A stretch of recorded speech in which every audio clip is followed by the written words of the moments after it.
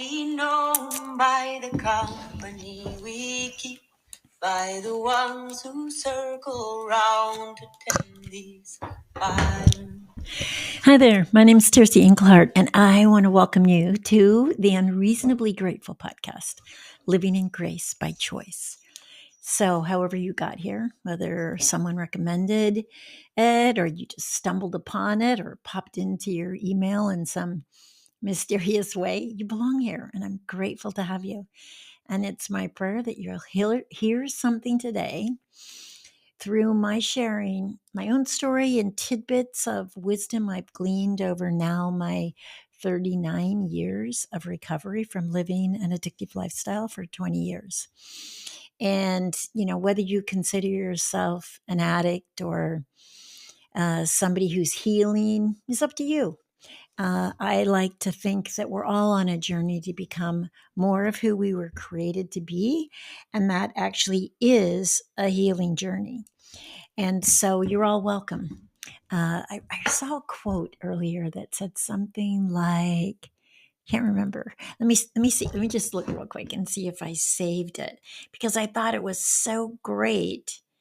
And it was, I did save it. Comfort is the worst addiction. So maybe you can relate to that. Maybe comfort is something that you're addicted to. And it's easy for that to happen. It's easy for us to get comfortable, to like things to be the way that they are, to not want to change. And over the past few weeks, we've actually been looking at how we change. And we've gone through a few different phases of what does it look like to actually create or embrace something new. And just like I gave the example of my friend who was a clown who became a marathon runner, this week I've had the luxury of sitting with a couple people on the Tuesday sessions. And I can tell you that who I first met them as and who they are now is a very different expression of human being. And I can see, and again, it's easier to see when it's not you. I can see that they've moved beyond identifying themselves from the circumstances of their life, the wounds, the heartbreaks, the disappointments, the frustrations, and they began to identify themselves as a divine creation. And that's a very different life. And so we're on this journey together. What if we all could embrace more of our divine qualities that we all have, that all of us were created with? But perhaps we haven't developed them. Perhaps we've instead been navigating life from this outside world instead of from these inside qualities. And to develop a quality takes time. And we've been practicing different ways that we can develop these qualities, things to clean up, things to take responsibility for, things to let go of, to identify blocks and get them out of the way. And today we're going to look at living as practicing. So let's say that you've done this work. And if you haven't, go back and listen to the last couple episodes. But let's say that you've done this work and now you're in this place where you've actually created an affirmation or a sentence or a core belief that you can cling to, whatever that might be. I am divinely created. Let's see. Nothing is impossible with God. Whatever it is that you've created. I can be trusted. I'm lovable. However you've redefined who you are. Now there's living into it, and that's all practice. Just like if you want to learn the piano, you practice. If you want to run a marathon, you get out and start running. I'm learning jump rope this year. I have to practice. I've just recently switched from perfecting my cheese to perfecting my ice cream, and I've made a lot of ice cream because I'm practicing. And I'll try one and I'll say, I'll get feedback, a little too strong in the vanilla, a little too much coffee. That one's great. This one tastes whatever. And I make another batch. So it's practice, practice, practice. And you can have fun with your practice. You can be inspired by your practice. I've told some of you, I attended a Catholic church here locally. Inspired. My husband said, let's go and just check this out. And I went and I had some epiphany. I can't define it yet or explain to you what it was, but you guys can see because I've always had this affinity towards the Virgin Mother, towards Mary. And I don't know exactly what happened that was a Saturday night service, but something grasped me and I've been studying Catholicism ever since. And I study for an hour or more a day every day. And I don't know where it's going to lead.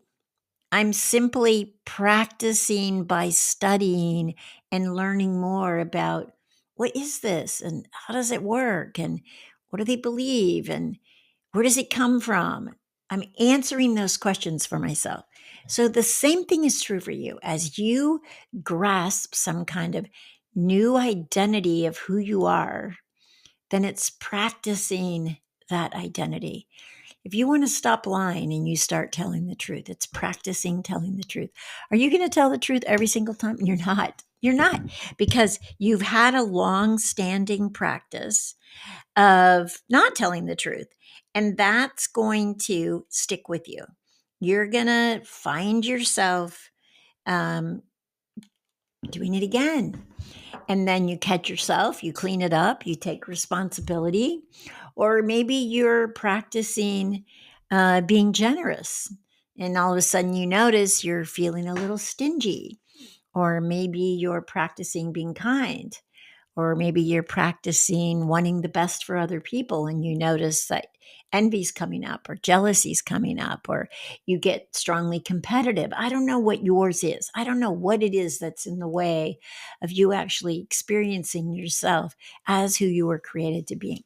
But whatever it is, you're practicing being not that. But you're not focused on it. You're practicing being who you've created yourself as a new being, as somebody who's following a different set of guidelines, as somebody who's stepping into this new identity and you're practicing it. You're practicing being that when this old habitual other practiced way of being will try to come in and usurp your time, your attention, your energy. And you're learning to say, no, not now, not here, not me. And instead, you're stepping into this new identity. So have it be something you look forward to. Look at how you can fit it into your day-to-day life. Create fun around it. Be inspired. And then make sure that you notice and acknowledge those times when you have stepped into identifying with this new being and not falling into the habitual way of being that comes out of past hurts, transgressions, disappointments, etc. Okay? So this week it's all practice. Living is practicing. And every day you get up and practice. And it doesn't matter how well you did the day before. It's about staying present, staying in this day, getting yourself up, getting inspired, and then stepping into it and acknowledging yourself when you do well and forgiving yourself when you don't. Okay, so that's what we're taking on this week. I will be here next week and I can't wait to see you then. I'll be right here. And in the meantime, you be the best version of you. Okay, and I'll see you next week right here. Have a beautiful, beautiful week. In this great turning, we shall learn to lead in love.